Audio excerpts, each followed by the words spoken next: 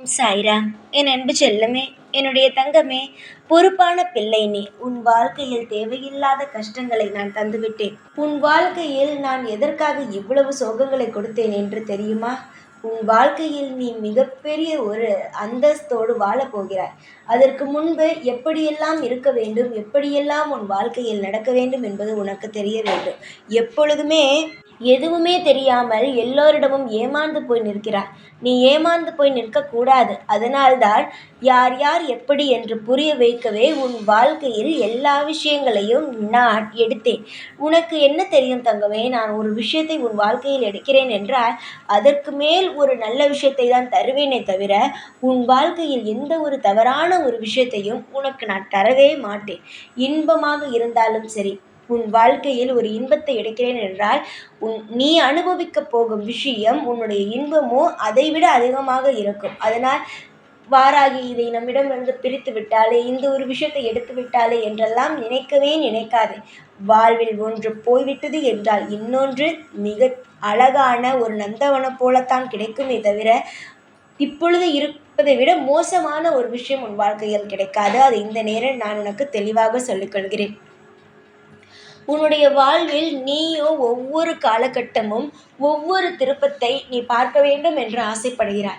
இப்பொழுது கஷ்டமான ஒரு காலகட்டம் உனக்கு. ஆனால் தோன்றுவது, நம் வாழ்வில் இப்பொழுது நாம் நினைத்ததெல்லாம் நடந்தால் எவ்வளவு நன்றாக இருக்கும் என்று நீ யோசிக்கிறாய்.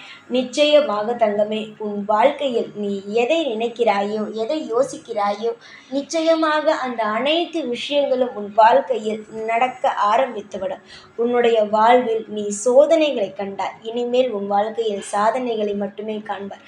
பணத்திற்காக தேவையில்லாதவரிடமெல்லாம் கை கட்டி நின்று எனக்கு உதவி செய்யுங்கள், நான் திரும்ப தந்து விடுகிறேன் என்று சொன்னாலும் யாருமே அந்த உதவி செய்யவில்லை. காரணம், உன்னிடம் எதுவுமே இல்லை, நீ எப்படி திருப்பி தருவாய் என்று உன்னிடமே கேட்டார்கள். நீ சொன்னாய் அப்பொழுது கூட, நான் நிச்சயமாக உங்களுடைய பணங்களை நான் திரும்ப தந்து விடுகிறேன், எனக்கு இப்பொழுது எனக்கு ரொம்ப கஷ்டமாக இருக்கிறது, தயவு செய்து பணத்தை தாருங்கள், நான் திரும்ப எப்படியாவது உங்கள் பணத்தை தந்து விடுகிறேன் என்று ஒரு உதவிக்கு ஒரு பணத்தை கேட்டார். ஆனால் யாருமே உதவிக்கு கூட உனக்கு பணத்தை தரவே இல்லை. அவ்வளவு உன்னை கஷ்டப்படுத்தினார்கள்.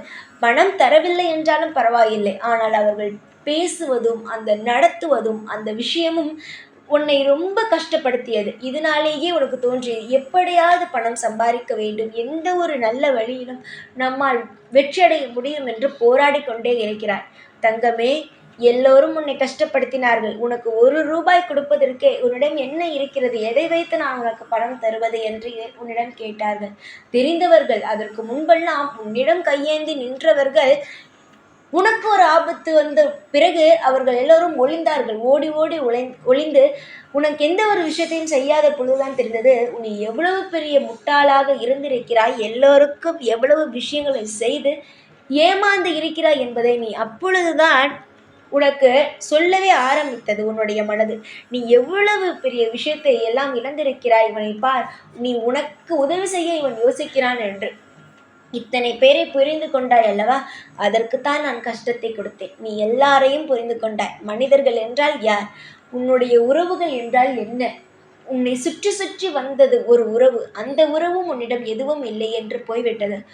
ஒன்று தெரிந்து கொள்ளுங்கள், உங்களுக்கு கோபம் இருக்கிறது என்று வைத்துக் கொள்ளுங்கள். ஒரு கோபப்படுகிறான் ஒருவன் என்றால் ஒரு நெருங்கிய உறவிடம்தான் கோபப்படுவான். நமக்கு உரிமையான ஒரு நபரிடம் மட்டும்தான் கோபம் வருமே தவிர மற்றவரிடமெல்லாம் கோபம் வராது. ஆனால் நீ கோபப்படுகிறாய் என்பதற்காக ஒருவன் உன்னை விட்டு போகிறான் என்றால் அவனும் உனக்கு உண்மையான உறவு கிடையாது. அவனுக்கு உன்னுடைய கோபத்தை பொறுத்து கொள்ள முடியவில்லை. அப்படி இருப்பவன் எதை வைத்து உன்னிடம் வாழ்நாள் முழுவதும் உன்னுடன் இருப்பான்? நீ இந்த கஷ்டத்தில் உண்மையான துணை யார் என்பதை புரிந்து கொண்டாய். நீ கோபமாக பேசினாய், கஷ்டமான வார்த்தைகளை விட்டாய் என்பதற்காக உன்னுடைய உறவே உன்னை விட்டு போய்விட்டது. நீ எதனால் அந்த கோபப்பட்டாய், எதனால் அந்த கோபம் வந்தது என்று உன்னை புரிந்து கொள்ளவும் இல்லை. உன்னுடைய வாழ்க்கையில் நடக்கும் பிரச்சனைகள் என்னவென்று தெரிந்து கொள்ளவும் இல்லை. உனக்கு ஆபத்து வரும் பொழுது உனக்கு துணையாகவும் இல்லை. அதனால் உன்னுடைய துணை, உன்னுடைய உறவுகள், உன்னுடைய வாழ்க்கையில் சுற்றி இருக்கும் நண்பர்கள் எல்லோரும் சந்தோஷத்தில் தான் இருப்பார்கள். ஒரு கஷ்டத்தில் யாருமே இருக்க மாட்டார்கள். இதுதான் உண்மை. யாராவது இருக்கிறார்களா உனக்கு? முதலில் அதை சொல். யோசி. நான் நான் கஷ்டப்பட்டேன், எனக்காக இவன் உதவி செய்தான் என்று சொல். அப்படியே உதவி செய்திருந்தால் கூட அதை சொல்லி காட்டுபவனாகத்தான் இருப்பானே தவிர உனக்கு தோளை தட்டி கொடுத்து உனக்கு ஆறுதல் சொல்பவனாக இருக்கவே மாட்டான். நிச்சயமாக உன்னிடமிருந்து எல்லாவற்றையும் எதிர்பார்ப்பார்களே தவிர உனக்கு செய்ய வேண்டிய நேரம் வந்தால் யாருமே செய்ய மாட்டார்கள். இதுதான். அதனால் யாரையும் நீ நம்பக்கூடாது. எல்லோரிடமும் சுதாரிப்பாகத்தான் இருக்க வேண்டும் என்ற ஒரே ஒரு புரிய வைக்க வேண்டும் என்பதற்காக மட்டும்தான் இவ்வளவு கஷ்டத்தையும் நான் கொடுத்தேன். உன்னுடைய வாழ்வில் எல்லோரிடமும் சின்ன பிள்ளைத்தனமாகவே வெளிப்படையாக உன்னுடைய மனதில் என்ன தோன்றுகிறதோ அதை பேசிக்கொண்டு, உன் வாழ்க்கையில் என்ன செய்ய வேண்டுமோ அதை பேசிக்கொண்டு, மற்றவர்களை கவுடாக இருக்கிறார்கள் என்பது கூட புரிந்து கொள்ளாமல் அவ்வளவு வெளிப்படையாக இருந்தார். ஆனால் பார், எல்லோரும் உன்னை ஏமாற்றி இப்பொழுது தனியாக நிற்கிறாய். யாரிடம் போய் ஆறுதல் கேட்பது, யாரிடம் போய் புலம்புவது எதுவுமே தெரியாமல் எல்லோரிடமும் நீ எப்படி நிற்கிறாய்? யாருமே இல்லாமல் தான் நிற்கிறாய் என்னுடைய தங்கமே. நீ எல்லோரையும் புரிந்து கொள்ள வேண்டும். யார் யார் எப்படிப்பட்டவர்கள், எந்த நேரத்தில் உதவி செய்வார்கள், எந்த நேரத்தில் உதவி செய்ய மாட்டார்கள் என்பதை நீ புரிந்து கொள்ள வேண்டும் என்பதற்காகத்தான் இத்தனை சோதனைகளையும் உனக்கு நான் கொடுத்தேனே தவிர உன்னை கஷ்டப்படுத்த வேண்டும் என்பதற்காக அல்ல. உன்னிடமிருந்து எடுத்த அனைத்து விஷயமும் என்னிடம் பத்திரமாக உள்ளது. இந்த வாராகியிடம் நீ உன்னிடம் இருந்து எடுத்த ஒவ்வொரு விஷயமும் பத்திரமாக உள்ளது. சீக்கிரத்தில் உன்னிடம் வந்து சேரும். ஆனால் இனிமேலாவது தயவு செய்து யார் யார் எப்படி என்பதை புரிந்து கொண்டாலே போதும். உன் வாழ்க்கையில் எல்லாமே நிலையானதாக இருக்கும். நீ புரிந்து கொள்ளவில்லை, எல்லோரையும் கண்மூடித்தனமாக நம்புகிறாய் என்ற ஒரே ஒரு காரணத்தினால்தான் உன்னிடமிருந்து எல்லாவற்றையும் எடுத்தேனே தவிர உன்னை கஷ்டப்படுத்த வேண்டும் என்பது ஒரு பொழுதும் கிடையாது. நான் உன்னை வாழ வைக்கிறேன் தங்கமே. உன் வாழ்க்கையில் உனக்கு என்ன தேவையோ அதை நான் உனக்கு தருகிறேன். யாரும் உனக்கு தரவில்லை என்று நீ வருத்தப்படாதே.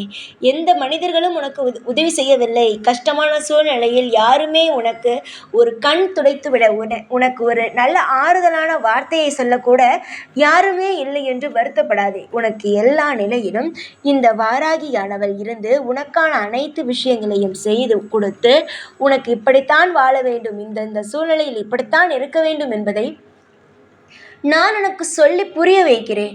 அவ்வளவுதான். புரிகிறதா? நம்பிக்கையோடு இரு. நீ செய்யும் ஒவ்வொரு காரியத்திலும் வெற்றி உண்டாகும். சகல சௌபாக்கியங்களையும் உனக்கு கொடுத்து உன்னை நிம்மதிகரமாக சத்தியமாக இந்த வாராகியானவள் வாழ வைப்பேன். பொறுமை காத்த உனக்கு நிச்சயமாக அனைத்தும் வேகமாக இனி நல்லது நடக்க ஆரம்பித்துவிடும். இந்த வாராகியாகிய நான் எப்பொழுதுமே உன் கூடவே இருந்து உனக்கு அனைத்து வழிகளையும் காட்டுவேன். ஜெய் வாராகி.